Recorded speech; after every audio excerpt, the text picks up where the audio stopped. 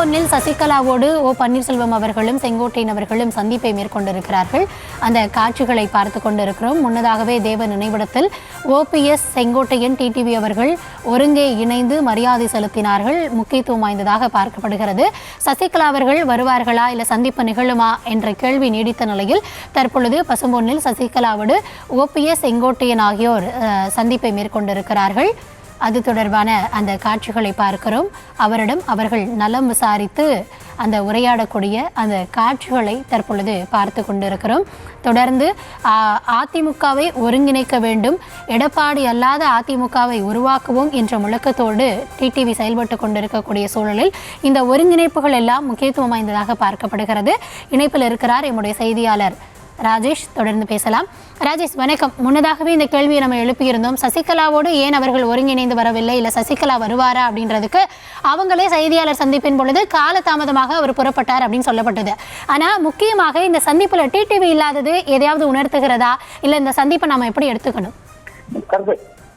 இந்த சந்திப்பை பொறுத்தவரையிலே அதிமுகவினர் சொல்வதுதான் அவர்களுக்குள் முதலில் ஒரு ஒருங்கிணைப்பு உருவாகட்டும் என்று சொல்வார்கள்.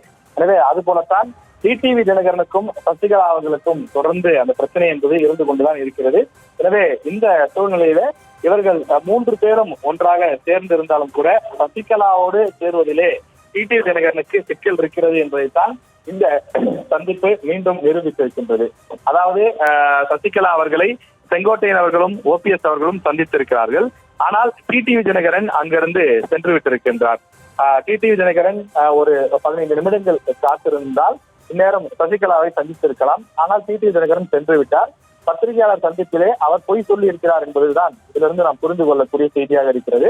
அதாவது அவர் புறப்படுவதற்கு சற்று காலதாமதம் ஆகிவிட்டது, அதனால் பார்க்க முடியவில்லை என்று ஒரு கருத்தை சொன்னார். மற்றொரு கருத்து என்ன சொன்னார்? நான் வருவதற்கு தாமதமானது, எனக்காக OPS-ம் அதே போல செங்கோட்டையனும் காத்திருந்தார்கள் என்று சொல்கிறார்கள்.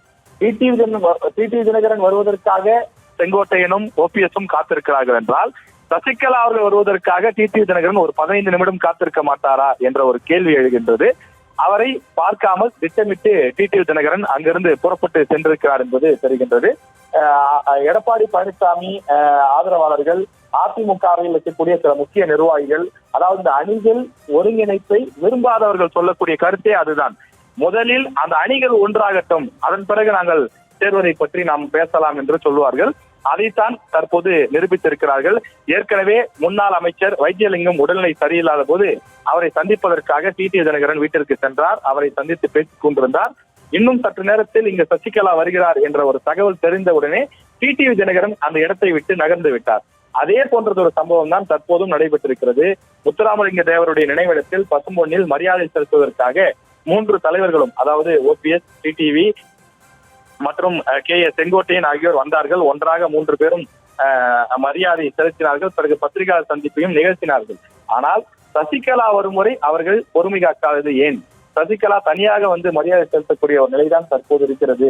ஒரு 15 நிமிடங்கள் காத்திருந்தாலே மூவரும் சந்தித்திருக்கலாமே என்று சொல்கிறார்கள்.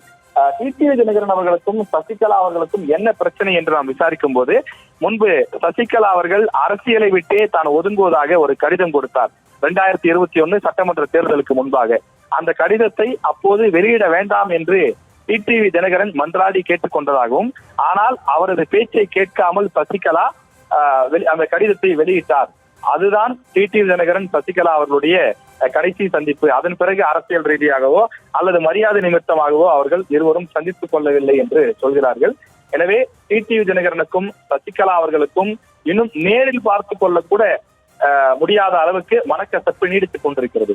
OPS-க்கும் டிடிவிக்கும் மனக்கசப்பு இல்லை என்றால் நிச்சயம் இருக்கிறது. OPS-க்கும் டிடிவிக்குமே மனக்கசப்பு இருக்கிறது. OPS முதலமைச்சராக இருந்த போது அவரை பதவி இறங்க வேண்டும் என்று வலியுறுத்தியவர்களில் டிடிவி தினகரன் ஒருவராக இருக்கின்றார். அதே போல டிடிவி தினகரன். ராஜேஷ், கள தகவல்களுக்கு நன்றி ராஜேஷ்.